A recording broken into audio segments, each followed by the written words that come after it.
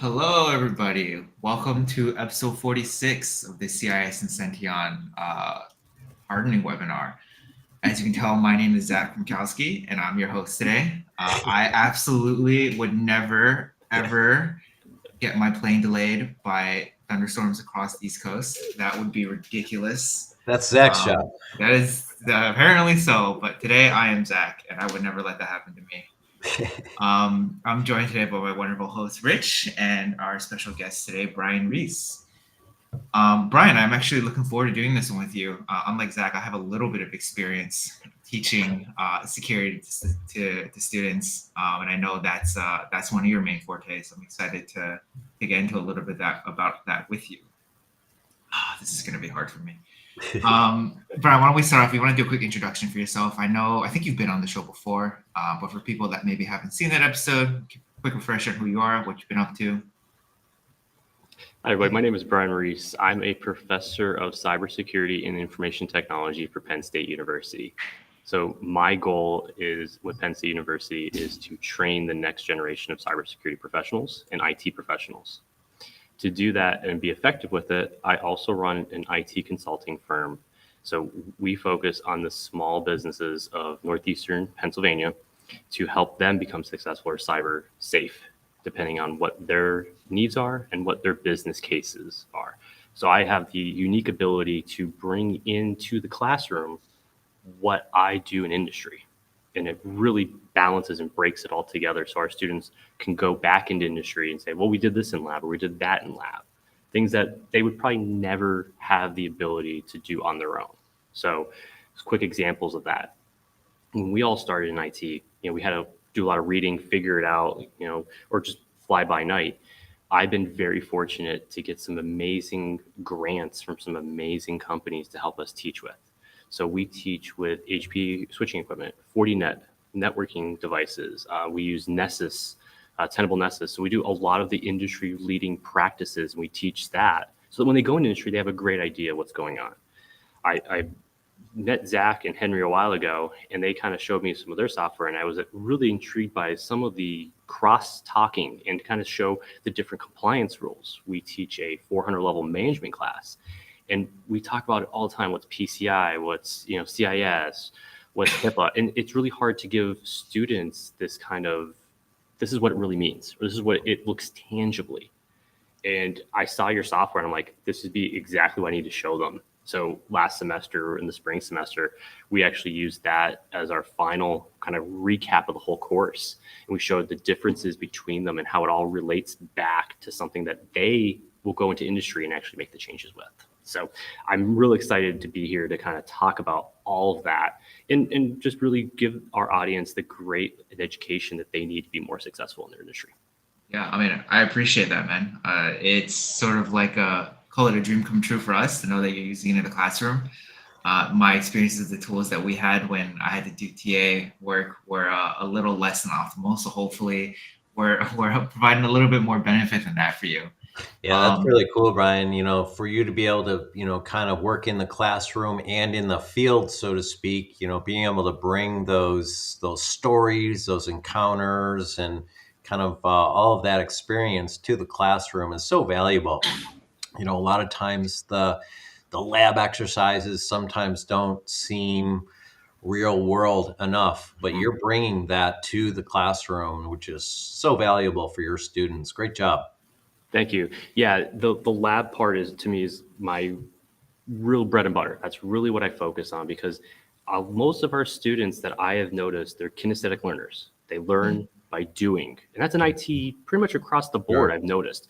We are a lot of doers. You can tell me until you're blue in the face. Unless I do it, they're not going to learn it. Mm-hmm. And I respect that. 100% agreed.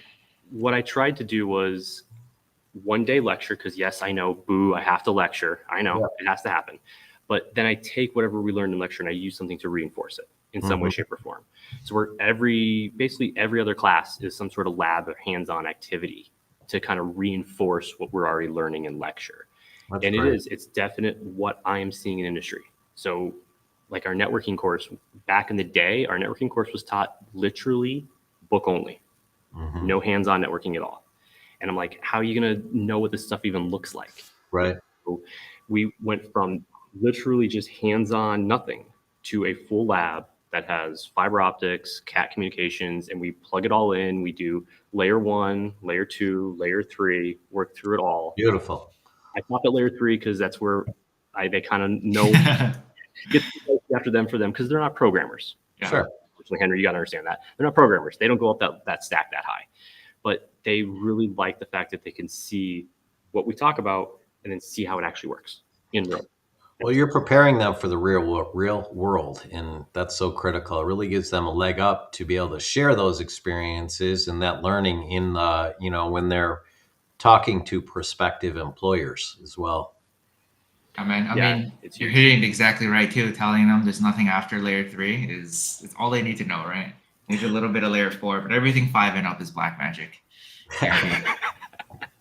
Yeah, layer 7, just more about the application layer. Know it exists and know we're going to look into it on the security level. We'll break into your SSL cert and we're good. Much else need to know, exactly. Yeah. Leave it to the programmers to figure that stuff out. I did want to continue actually because we were just talking about this backstage and with your teaching experience, how AI has been affecting what you've been doing. I love that anecdote you were giving about looking at some of those final reports and seeing that one that was AI generated. And Rich, you were asking about whether or not you guys have tools for that, but these days it is just based on your eyes alone. So here's what I can tell you from what I'm aware of. AI is very good, from what I'm aware of, writing about a paragraph. After that, it gets very dicey very quickly. What I have been able to test, and I know it does work well with, is very structured understanding. So less letting it figure it out, more structured. A good example of that, like we were actually doing some things with business management. I found out it can actually write a halfway decent SOP. Halfway decent. I mean, we're not perfect, but it's definitely a starting point for you to then go to edit. When it comes to doing more of a research-based paper, it's not that good. Okay. There's been some good examples of that university-wide. One I've heard, I've heard this one anecdotally, that a professor was given a research paper and he's reading the paper, things are just not lining up. He goes to the bibliography or the works cited at the end, and he finds a works cited that is a book and an author. The book name didn't ring a bell. The author was that actual professor. So AI actually generated and fabricated the work cited, the references, and used that instructor as a reference, saying they wrote a book and gave them a citing for it. How'd that work out for the students? You should be flattered. I'm going to say not too good. Let's put it that way. And unfortunately, we're seeing this more and more. Yeah. And that's why I'm a big fan of the hands-on, because you can't. How is AI going to take over this? Yeah. I'm sorry. AI is not going to take over us figuring out how to plug things in or the logic behind why we're not routing right or where there are issues are in line here, or even having this conversation and talking to people. AI is not taking this over anytime soon. So that's where we're going to be going to more and more. Yeah, and the AI you're talking about is more like at the chat GPT level and things like that, right? Versus like the machine learning and training that a lot of products are doing and integrating kind of custom AI, if you will, into their detection and response and things like that, which is entirely different than just putting a search criteria into chat GTP. Correct. I agree 100%. Yeah, most of the students know ChatGPT because it's such a well-known concept. It's a big one, yeah. But I agree, the machine learning, that's been getting better, very much so. There's a lot of great antiviruses and EDRs, MDRs that have been using it for years. The number one I think of is Cylance. Cylance has been doing that for years. They were the first. Yeah, and overall, it did a halfway decent job. There were some problems with some of the versions, a little bit memory resource hog, but that's a whole different discussion. The thought process there the worst offender. Yeah, it worked well. Cylance started it out, and then CrowdStrike kind of steamrolled the market with it. Well, you know how that goes. It's rarely the first guys that take over the market. So then, Brian, I guess to close out, I only have one other question for you about this. So you were talking about like, professors picking up on this kind of thing. Is this something where like universities are they putting down policy for this kind of thing like we do for plagiarism where it's on like the same level of like faking work, or is it more of something you want to guide it toward like learn how to use this tool and have it assist you in the process, or is it like a no holds barred, no AI allowed? So it's very interesting, the word choicing on it. I've seen both. So we have Penn State University has official wording on it, and we use that in our official syllabus, that any type of artificial intelligence or any type of generated works is considered plagiarism. All right, unless you're utilizing it for that function. We have a couple professors here who are actually teaching AI courses.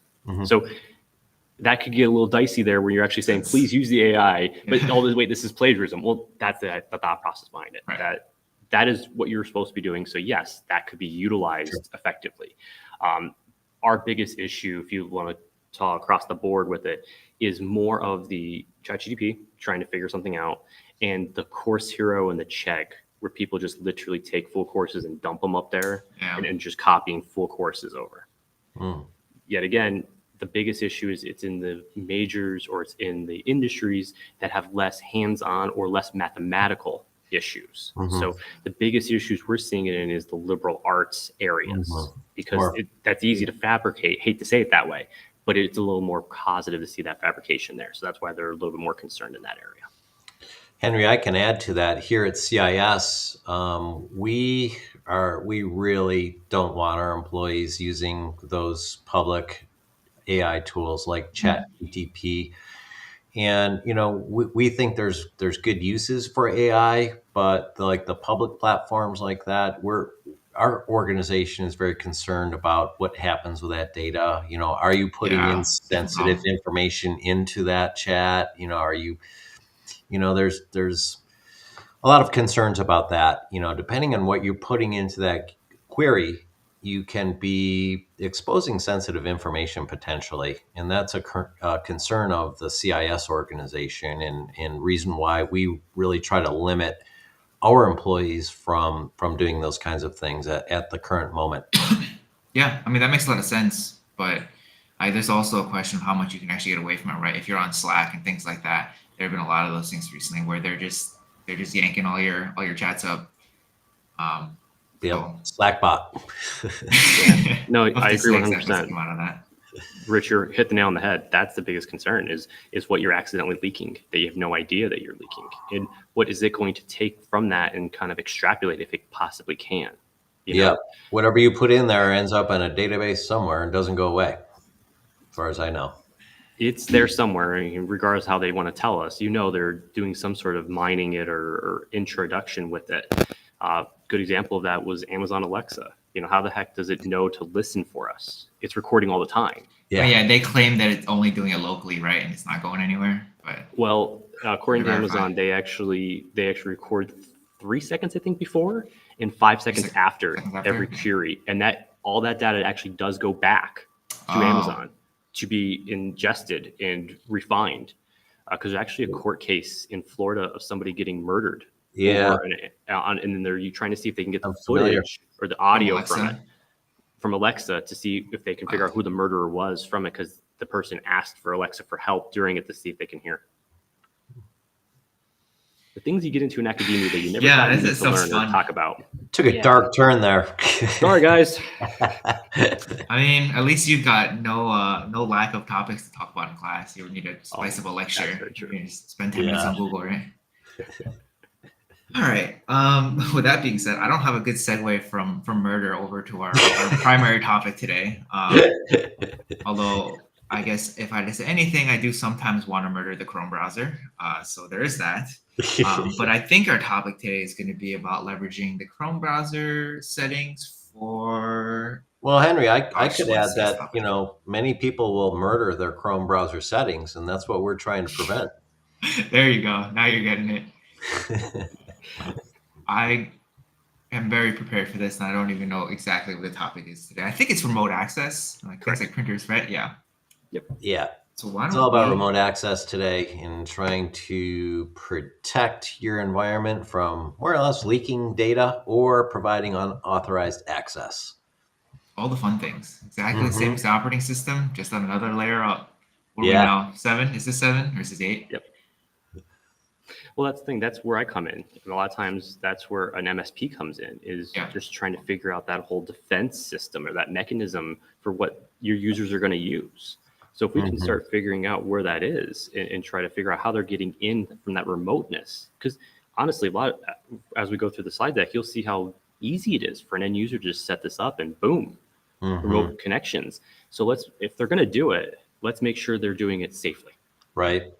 Yeah, and the browser is so important. We I think I mentioned this on last week's session, that the browser with so many SaaS apps, and the browser is kind of the front end for so many applications and so many access points to all kinds of things. So it really becomes a critical piece of security. And I feel like not enough people pay attention to their browser settings because they don't understand the importance and what the risks are by leaving some of these important settings configured improperly. And that's what this is all about, making sure Absolutely. everyone stays safe. We went through the operating systems, which is, the Windows operating system at least. And, now is kind of one more layer up in your interface into key applications and that everyone uses. So critical stuff. Yeah. And I mean, it's all like the same stuff, just one layer up, right? Instead of other applications, you got what, like extensions, this function the Yeah. same thing.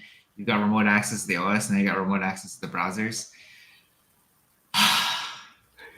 Keeps us guys busy. Yeah, we're never short of things to do. With that said, Cliff, why don't you pull up the first slide for us, and we can hop right into it and let Brian go to town. Yeah. Okay, you got that There right we go. eventually. There we go. Let's pull up that first setting here. Go for it. Actually, one of my favorites to see is we're immediately getting into printing. So first setting here, ensure enable Google Cloud print proxy is set to disabled. I'm sure people are familiar with things like Print Nightmare and client connections to Print Spooler. Stuff ain't dead yet. Can't connect from the OS. Now we're connecting from the browser. Yep. Yeah, we're seeing this more and more. One of my big things is every time I set up a printer, my biggest thing is I go right into the settings. I disable everything I can, just disable it all. And then we start figuring out what we actually need to get the job done. Yeah. Disable Yeah. everything and just layer it up that way because they're just a target. I hate to say Yeah. it, printers. I remember when they were just like, here's your parallel connection. See ya.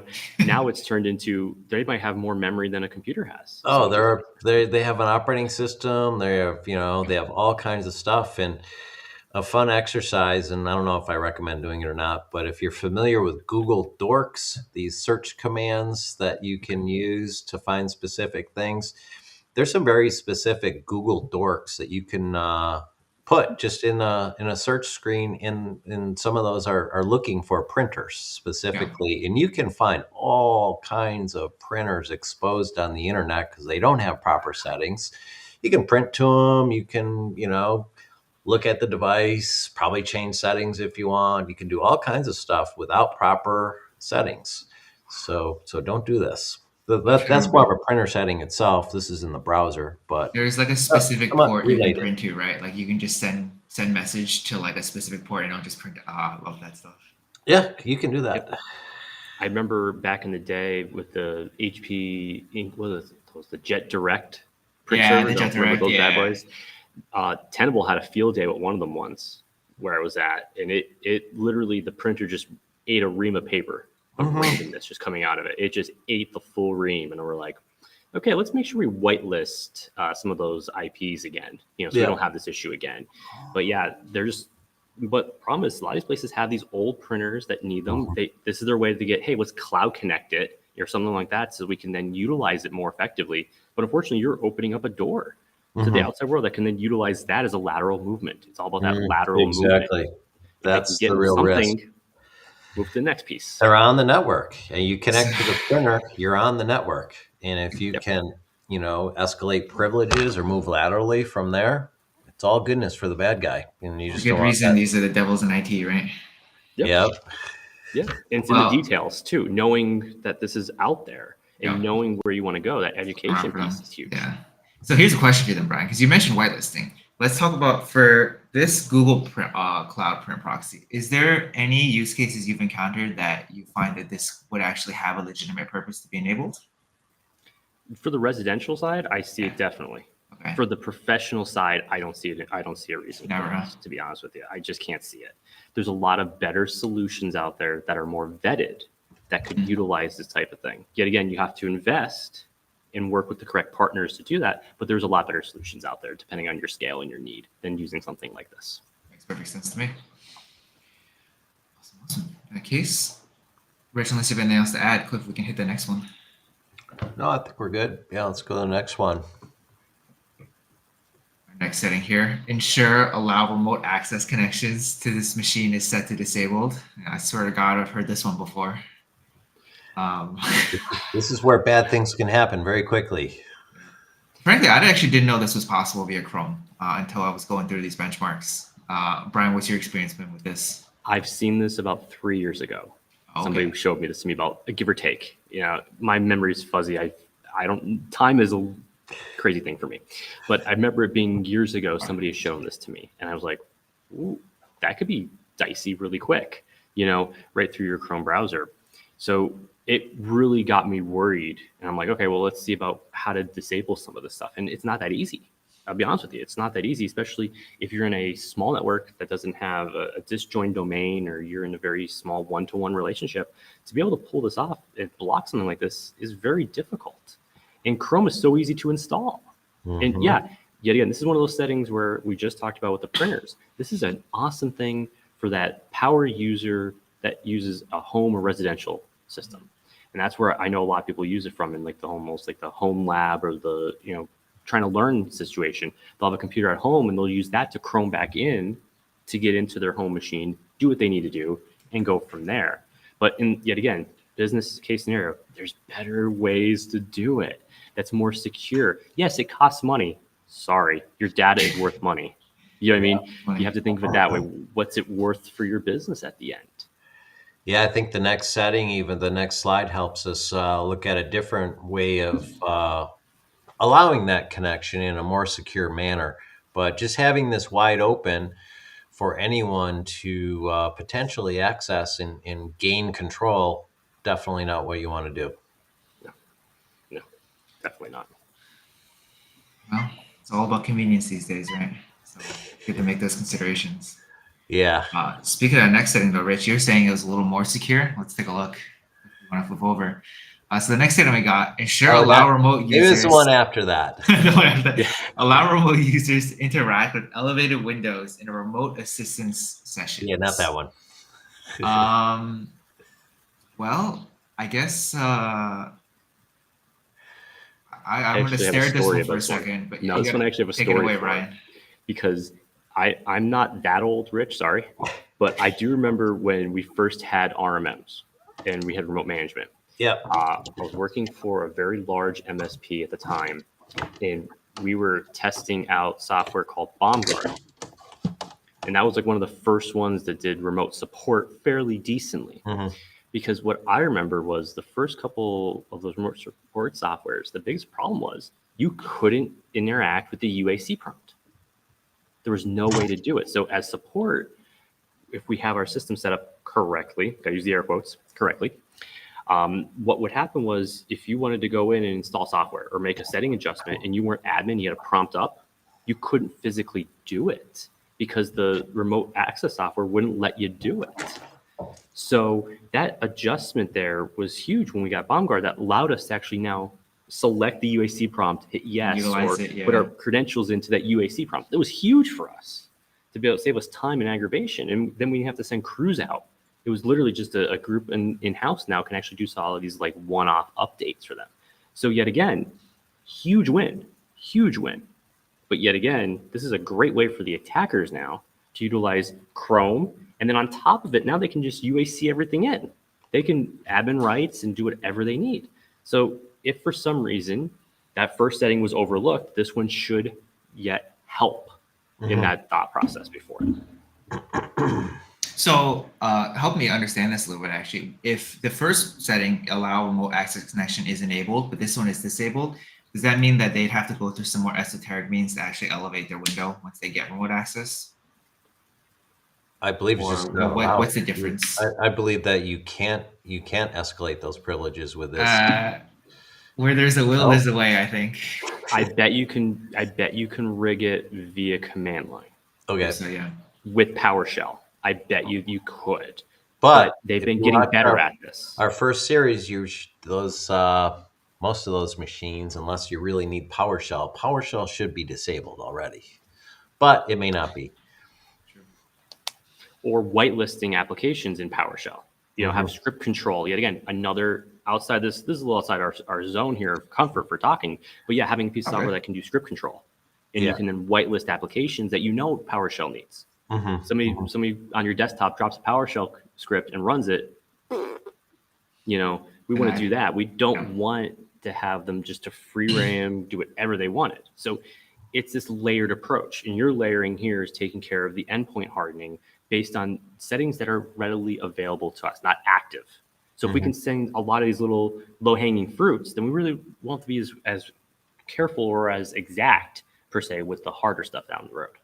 Well, part of this, too, in my opinion, is just by making, the bad guys are looking for the low-hanging fruit, right? If you make it easy for them, they're going to run through the door. But if unless you're a real prime target that someone is, specifically targeting, if it turns into a project, they're going to move on to the next guy. And that's exactly what you want. That's goes back to my favorite saying, right? You don't have to be the fastest guy running away from the bear. You just have to be faster than the slowest guy. That's exactly it. Exactly. And that's what we do when we talk to customers all the time. It's a thought process of let's just elevate you more than everyone else, so that you are no longer that easy target. Right. I hate to say it, but I bet money most business owners still believe that the Comcast modem is a security device for them. And that's perfect. That's all they need. And yet again, there's a big entry point. So if we can move you up that scale and get you out of those weeds, you're going to be a lot more ahead than others in your discipline. That'd be a huge win for you. Absolutely. You're not the slowest bear anymore. We're bears now.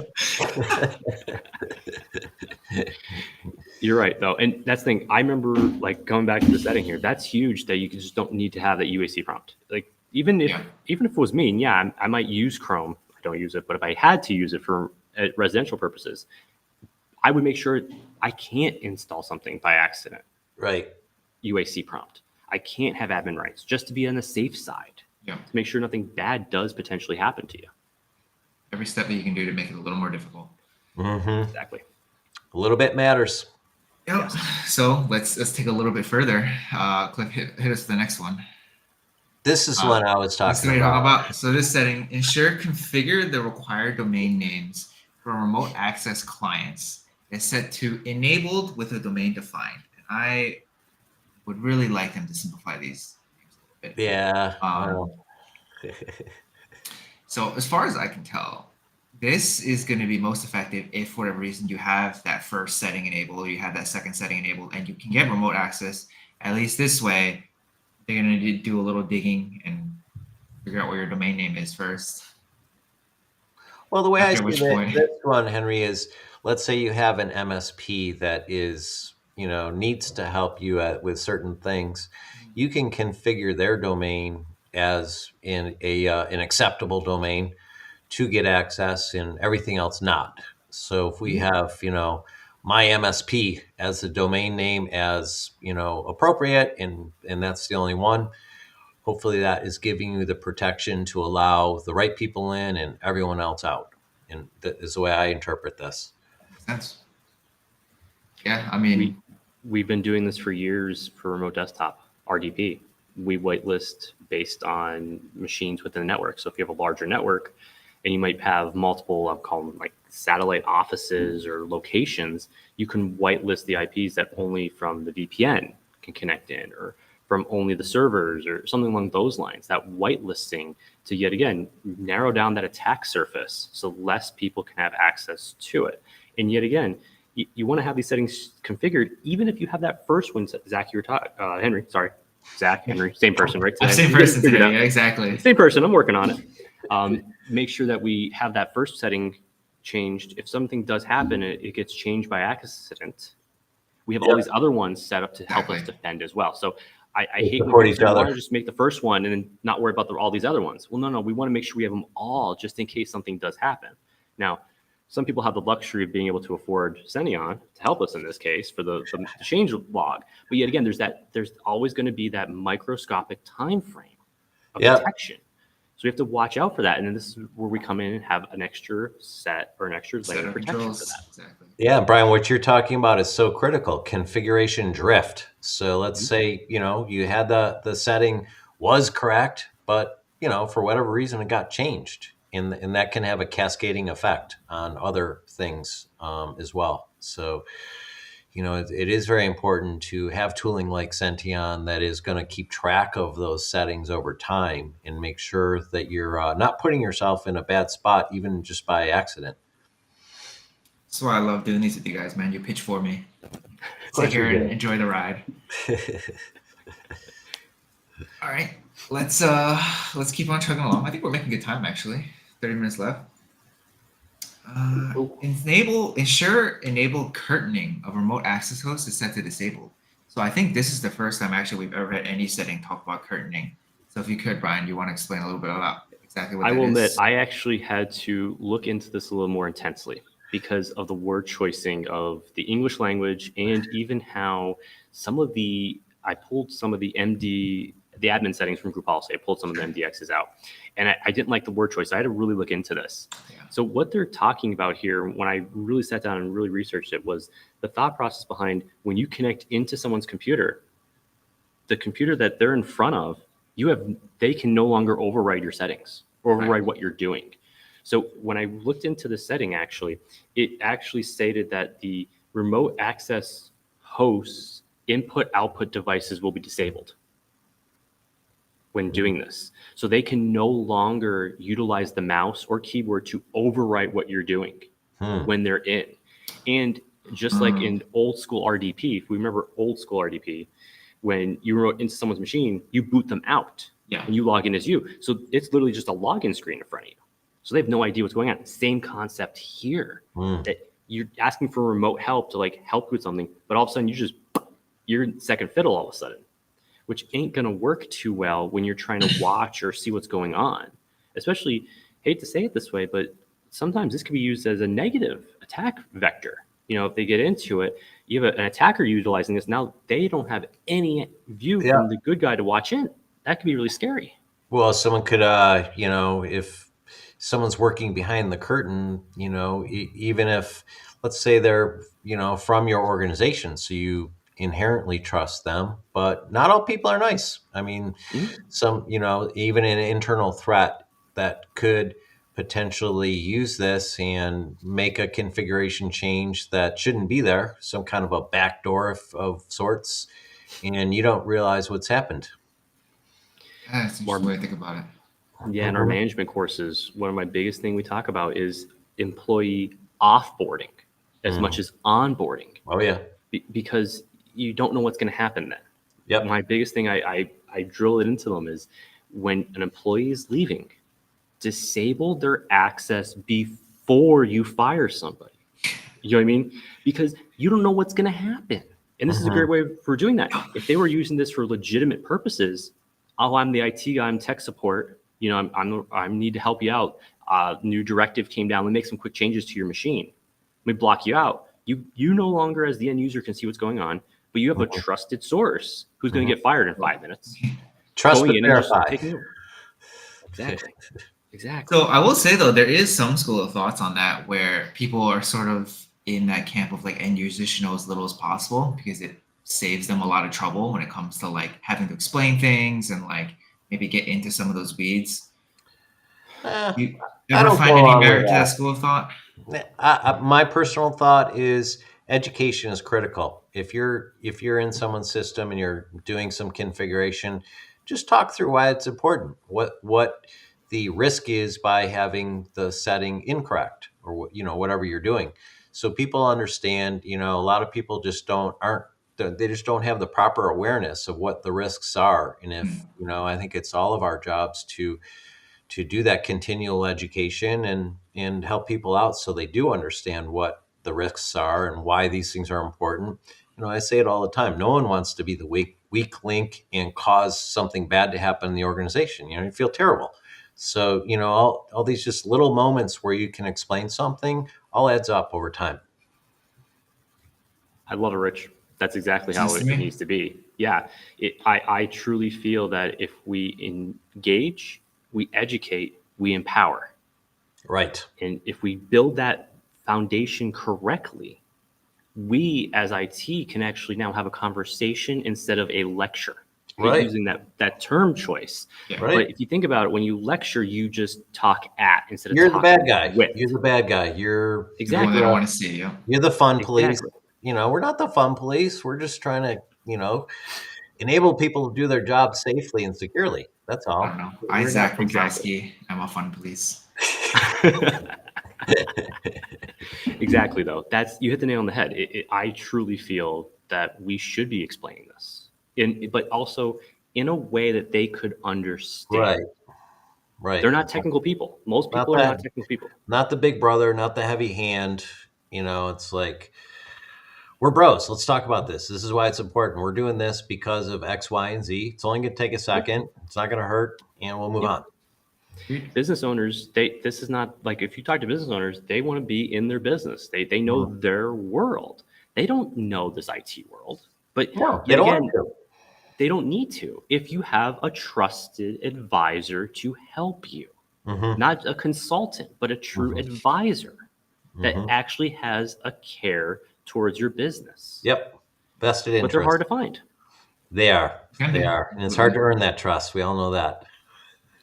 That's where MSPs come in, and it takes years to build that with an industry. And when it does happen, it's magical. Yeah, I'm going to go back to the tooling again, though. Having something like a Senteon or a Secure Suite membership will enable an MSP and providers to do things like reports that'll show kind of where the weaknesses are. And, you can't unsee that, all those gaps in the report, So much red. All that red, if you're a business owner, maybe not so good. So, tooling can help with that as well and help you earn that trust with your partners, your clients. I mean, I love the wording about tooling, because if you think about it, the browser is just another tool, right? And we're all tools. If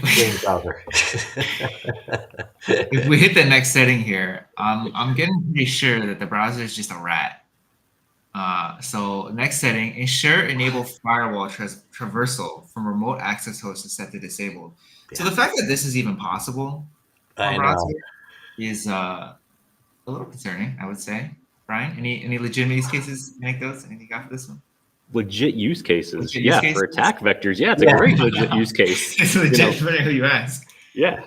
Well, let's think. We use all these type of transversals all the time. Network address translation, port address translation. It's all a transversal between two different vectors: public, private, outside port, inside port. We do it all the time. Your machine is constantly taking dynamic ports and converting them to external ports constantly, and that's a transversal. In essence, that's what it is.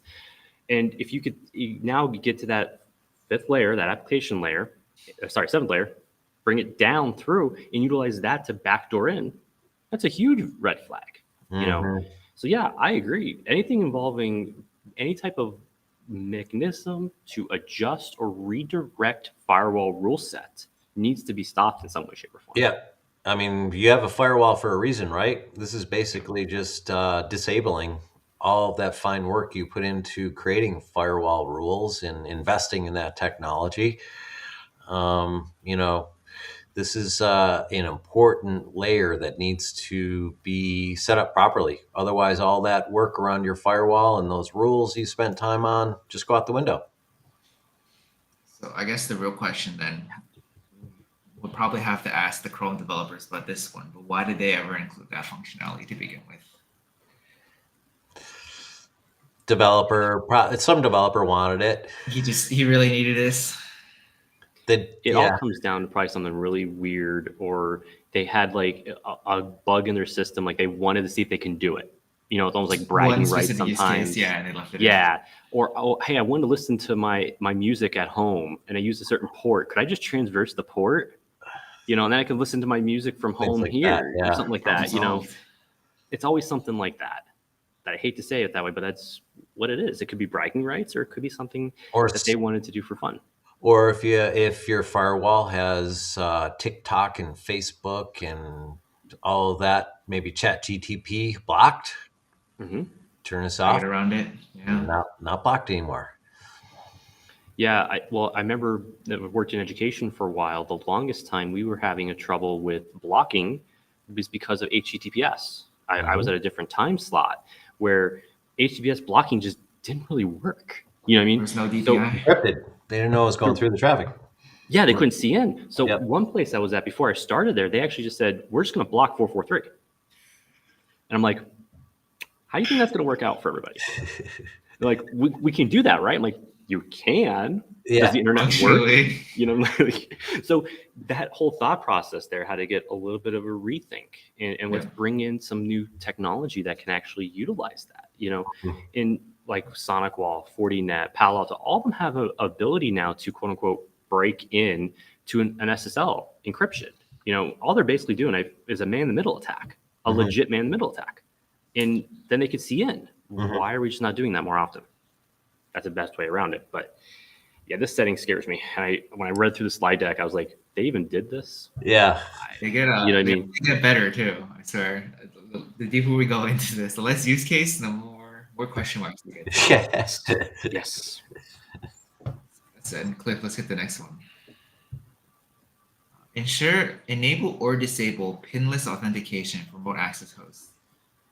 It's my first time seeing a setting say enable or disable. So that's interesting. What's more interesting is that you would ever want to go as far as being pinless in the first place, let alone even doing a pin to begin with. Pins. You love them, you got to use them, but let's not utilize it in this case. I guess the question, Brian, so with the way the setting is worded, it implies that if it's enabled, you will have no pin. But if it's disabled, you're going to have to use a pin, which is still sort of like not really best of both worlds here. Are you familiar at all with how this function, like pin authentication or anything? I'm going to be out on the English language. I'm not an English language person. I'll be completely honest with you. The wording, it looks to me, is I'm reading it as enable or disable the ability to do pinless authentication as an option from your set. Yeah, that's so the way I'm interpreting. Enable it, you don't need a pin. If you disable it, you need a pin. What if I don't want a pin, but I want a password? That's my question. You would disable it still. And then it would give you disable it, and then you have another. Okay, makes sense. Yeah. Jump through a couple things here. It depends on how it's reading it. A lot of places will do. I've seen it where it's like you have to use the 2-factor, then a password, then a pin. The pins being the most insecure of the 3 options to log in some way, shape, or form, or a smart card or something along those lines to get in. Can the pin come through an authentication app? I'm not really sure. They could use Windows. It usually, from what I've seen, it's always going to be as an additional layer. So when I worked for the federal government, we used a smart card. It was basically a SIM card on steroids. We slammed it in, and then I put a pin in to unlock the station. We moved from there. So that was, yet again, that's not just truly pin only. That was what I have and what I know. There's your 2 or your 3 that we have. 2-factor. Exactly. That was early, you're right. That was early 2-factor. Yep. And it worked out really well. But pins are notoriously easy to guess. Or figure out a plan for it. How many of them? We had this happen last semester. We found out a couple of our students, they had pins on their Windows machines, and it was their birthdays. Yeah. Or it's written down and stuck to the side of the screen. Tim, thanks for popping in. Appreciate you joining us always. Hold on, Tim. Appreciate having you around, man. Yeah, I mean, I like you actually that you're talking about that being a two-factor one, because now I feel like harping on Windows a little bit and the fact that you can do pin only login Yeah. to your Windows system while only having a single factor there. Yet again, And it's not a place and 14 thing gets character right. pin, right? Four-character pin. I don't even think that you go above 4. Actually, I think you're locked in. Yeah. Yeah, which is not I don't very know. secure, right? I'm not 100% Yeah. sure either. I know there's a gentleman in my community that I help. He runs our Lions Club in our community, and I help him with IT every so often. And I remember going over and asking him, "Hey, what's your pin to get in the computer?" He's like, "Oh yeah, it's on the palm rest."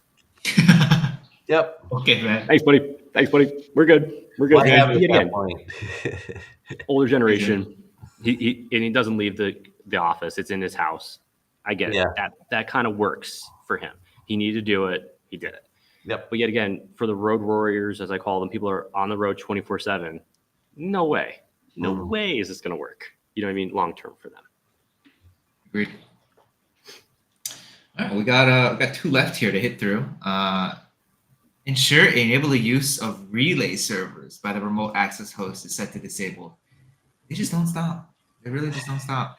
Tell me about some access to relay servers, Brian. What do you got for this one? Well, this is going to get interesting because I'm going to debate both sides of this one.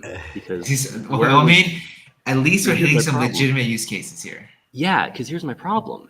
When I worked in large industry, we actually had these. They were called jump servers. We created servers to get into things that couldn't be defended. Like bastions or jump boxes, right? So it was an extra layer of defense for some systems. Exactly. And everyone called them relays. And I'm like, let's work on this wording here. You know, I'm like, it's not really a relay. We're using this as a mechanism to jump to something else. We use them a lot of times to get into our networking equipment.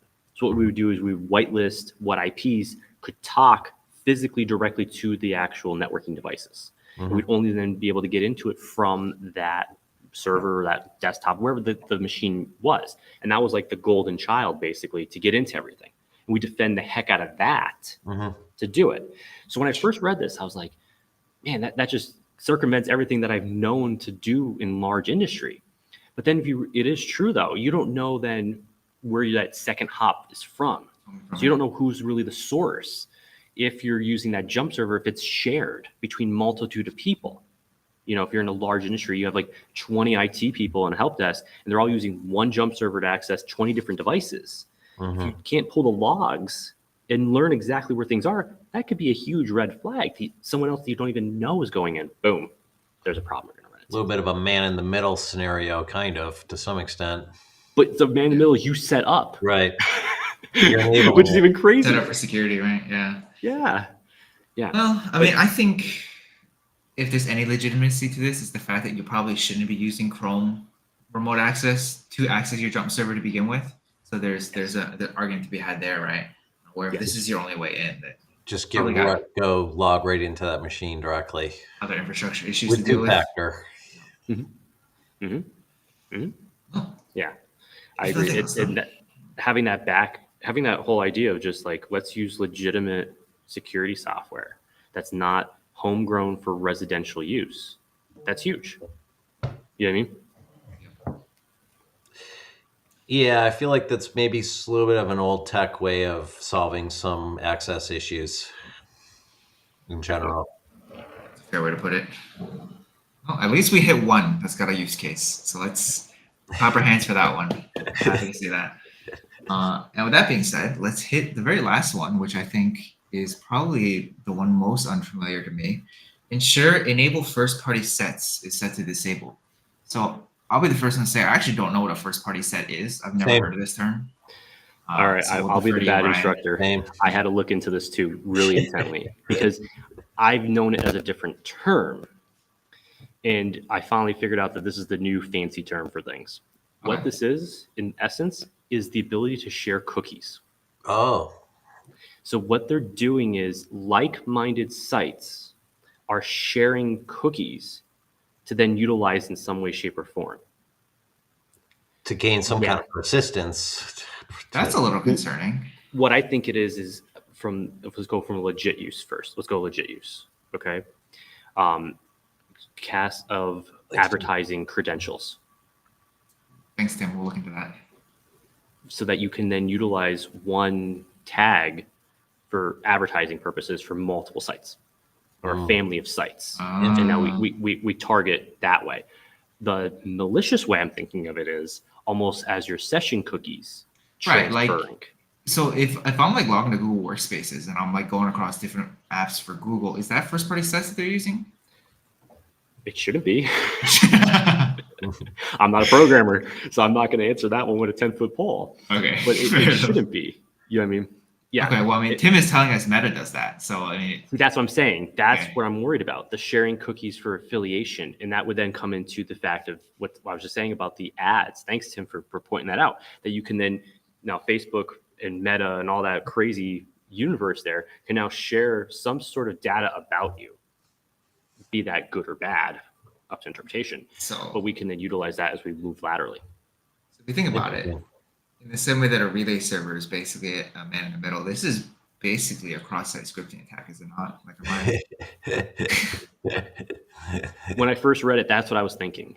It's a legit cross-site script. All right. Love it. Love it. Absolutely what we need is what we call it, company sanctioned cross-site scripting. Yeah, meta sanctioned. Yeah. And I bet you there's more that do it. There's more than Meta that does it. They have They're easy to pick on though. So that's actually a really fun test to run. If we get this set to disabled, will you have to authenticate in like separately for Facebook, for Instagram, WhatsApp, or do they have a different process by which they're doing that? I'm gonna go with, as a good person, they have some sort of other way of doing it. I think it's other way. They better. I have WhatsApp. I have some of their stuff, but not all their stuff, and they're unique logins for me anyway. But that's not what the average person does. You know that, Rich. Yeah. The average person doesn't have that separation. And a lot of people, I'm working with somebody right now, unfortunately, who got their Facebook hacked. And they told me their Facebook was hacked. So I'm like, let's make sure that we found out it was their email that got hacked and they used the lateral movement to get to the Facebook. But unfortunately, their personal Facebook account, a local email, was also tied to their business Facebook. So now they got into the Facebook for business. So we finally got it disabled, but now we're still trying to get back into the legitimate account because they did such a number on it. So it's this balance. We have to kind of separate that a little bit. Okay, I just want mini rant here real quick before we close up with the attack techniques.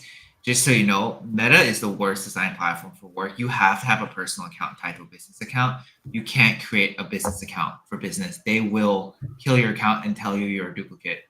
You have to use a personal. Well, so if you have like an Instagram business page or a Meta business page, Facebook, whatever it is,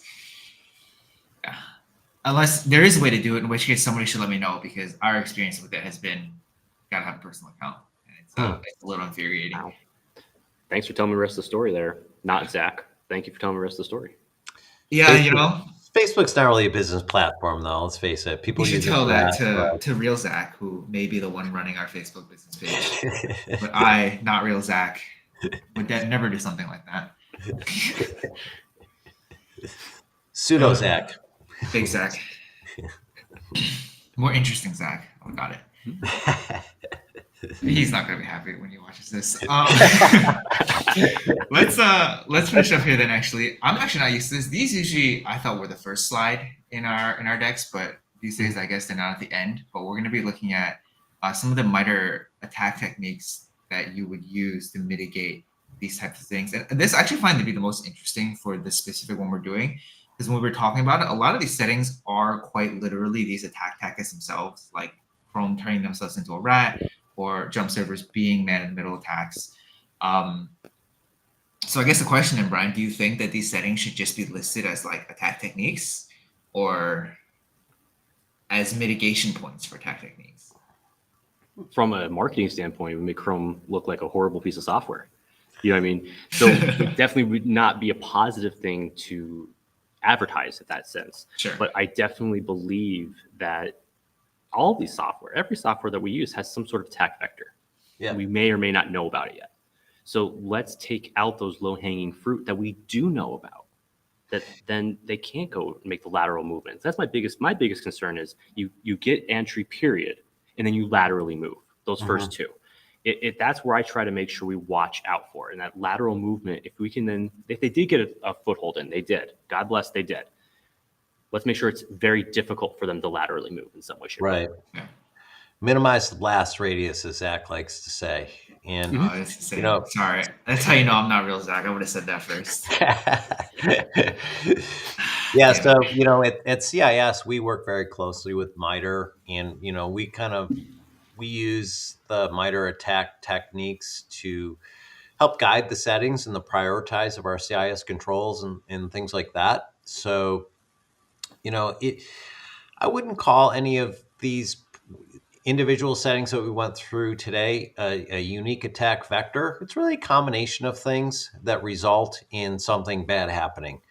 But paying attention to these common attack techniques that MITRE identifies is really critical, and it really helps people understand why these things are important. At CIS, we work very closely with MITRE, and we pay very close attention to these attack techniques, and we adjust accordingly because these things evolve very quickly too at times. Makes sense. That's for good reason. Then let's hit one last slide, Cliff. I think we have two left, so we got one in the wrap up. So one more here for enhancing security and compliance to browser hardening. And I guess just looking at all of these things, let's see here, Brian. Is anything in your opinion that is maybe more relevant when it comes to browser hardening versus others? Or would you say this is sort of like an even keel spread here? For me, my biggest thing that I worry about is the middle one about compliance. Sure. Because that's where a lot of my small business owners, they don't even know there is a compliance issue or there even is something they need to watch out for. A lot of them have PCI compliance, but they don't even know what that really is. They take credit cards, but they really don't know if there's a compliance issue there. And then I'm working with a new client who's doing, she's going to be doing ketamine delivery. So helping people with issues that they can't do. And she's like, hey, I'm going to be doing some things for the VA to help our veterans. So that's great. That's great. She's like, I went to some training and they kept telling me numbers and stuff like that. And it went really quick. So I'm not a really expert in it, but does something by the name of 800-171 mean something to you? I'm like, yes, it does. That's huge. That's huge. Yeah. But yet again, so that compliance that she may have not even, if we didn't have a good relationship, she might not have even said there was going to be compliance with this. Yeah. You know what I mean? But she's like, oh, I need to meet that standard. I'm like, oh, well, that would be huge for us to know. Thank you for telling us that. Now we can then utilize this to say, here, we've taken these pieces and here's what we've been able to do for you. The rest of it, you have to do, and we can kind of bounce together. So that compliance piece, that's my biggest thing that keeps me up at night. Makes sense, yeah. So even for small businesses, if you just don't know, then it becomes a problem when you do know, right? Correct. And that's why you need to have an advisor to help you with your business. If you're in the Pennsylvania area, I hear Brian Reese is looking for some new business. Oh gosh, for this guy, he knows his stuff. Looking for a trusted advisor? This is your man. Yes, he does. Armed with Senteon. He's got some good tooling in there. You have to work together. And that's the thing, Senteon can't do everything. But yet again, it takes out those low-hanging fruit that we can then build off of. And everyone's always upset when we have so many tools in our stack. There's too many tools. I agree. There's always going to be too many tools. But yet again, everyone, if they do their job right, works together. And if we work together, we can be more successful, be that technology related or human related. I like that. That's a great bow to wrap this on. So with that said, let's hit the last slide here, and I'll do Zach's little spiel. So we are live every Wednesday, except today, which is a Thursday. Wednesdays at 1 p.m., unless we reschedule it. You can catch us on LinkedIn. You can catch us on YouTube.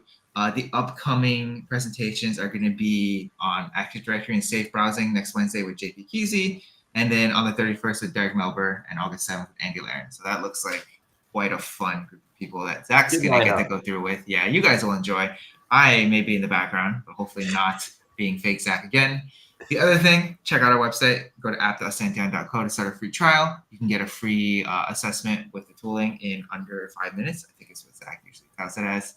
We just pushed out an update for the new CIS benchmark settings. So we're up to like 450 now or something on the Windows 10, 11 benchmarks. Take a look.